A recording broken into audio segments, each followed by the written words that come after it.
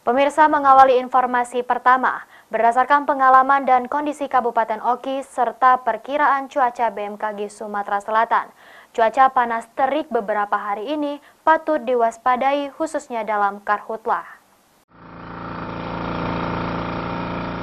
Berdasarkan perakiran cuaca BMKG yang diterima BPBD Oki, hujan pada penghujung Mei ini menandakan masuk awal musim kemarau, sehingga kondisi itu patut diwaspadai dengan ancaman kebakaran hutan dan lahan pada akhir Mei ini.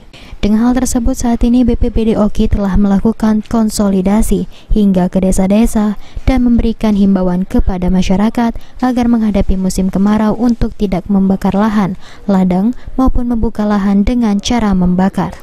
Selain itu, BPBD juga akan mempercepat upaya penanganan Karhutlah agar memperkecil dan meminimalisir kebakaran hutan dan lahan yang dilakukan warga maupun perusahaan.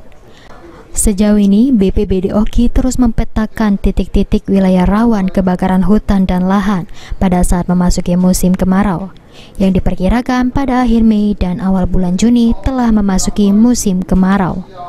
Ahmad Romawi, PAL TV.